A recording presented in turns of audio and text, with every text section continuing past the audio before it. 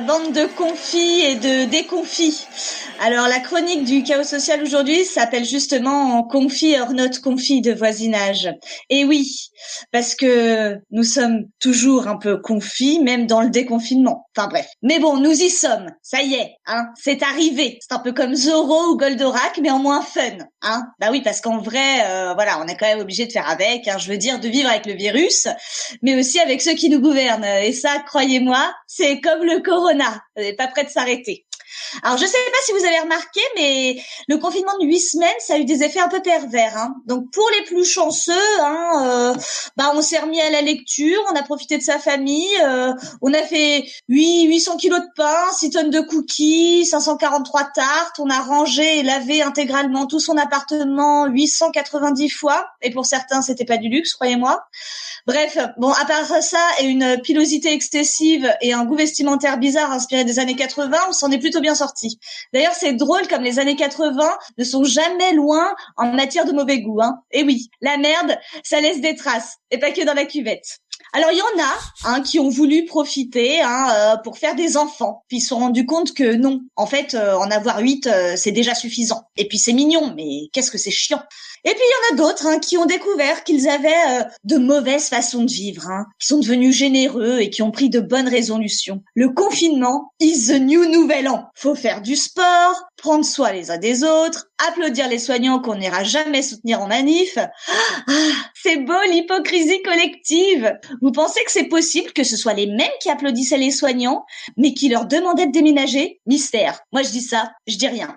Mais je pense surtout que la contradiction et la connerie humaine n'ont aucune limite. Et pour ça, on en a eu un bel exemple pendant 2 mois. Et c'est pas prêt de se terminer. Ça me fascine. Tant de bêtises en si peu de temps et toujours en pensant qu'on les a pas grillées. Faudrait inscrire ce gouvernement au Guinness des records avec une mention spéciale pour la mauvaise foi et la médiocrité. Niveau contradiction, franchement, c'est contagieux. Force est de constater que toute cette connerie ambiante nous a transformés en chats. En tout cas, moi, c'est ce que je ressens. Et ça n'a rien à voir avec mon signe astrologique ascendant tigresse, pour ceux qui savent, graou graou.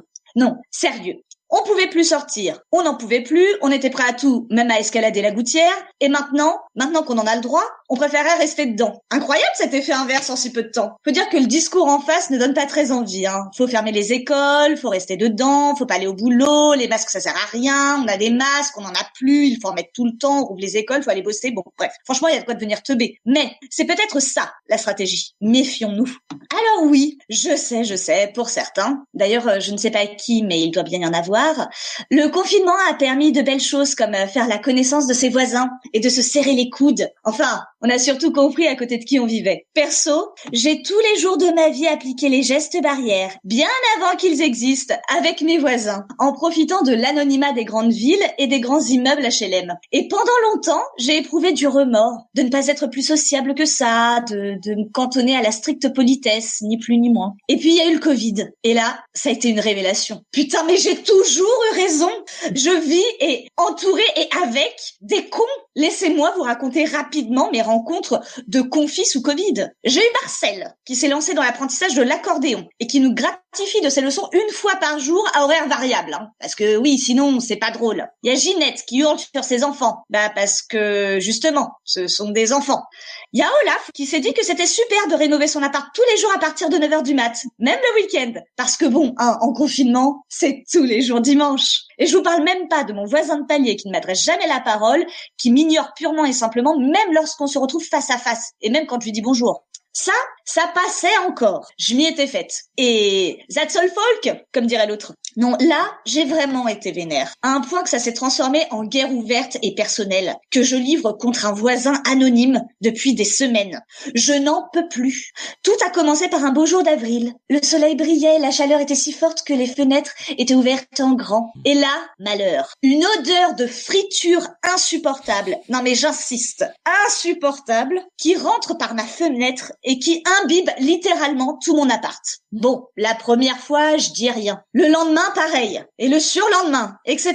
Autant vous dire que j'ai pété un plomb. Moi aussi, j'avais trouvé un ennemi invisible. Et puis, au bout d'une semaine, j'ai commencé à me dire qu'il fallait se calmer sur la friture. Bien sûr pour l'odeur déjà, puis pour la santé. Putain, les gars, vous allez vous retrouver obèses. Et donc, à risque, comme on dit maintenant. C'est pas le moment.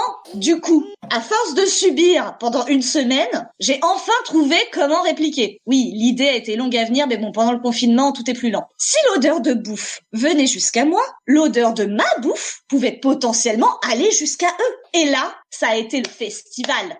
Non, je n'ai pas fait de friture, la fenêtre ouverte. Mais j'ai fait des légumes qui puent grave leur mère. Chou-fleurs, poireaux, tout ce que j'ai pu trouver y est passé. Et croyez-moi ou non, ça s'est finalement arrêté. Par contre, je ne saurais jamais si mon esprit machiavélique a triomphé ou s'il s'agit simplement d'une coïncidence. Car il est fort probable que mon plan infaillible, n'est-ce pas, n'ait pas atteint les voisins concernés, mais d'autres qui n'avaient strictement rien demandé et qui se sont fait littéralement empuer pendant une semaine. À eux, je voudrais dire pardon.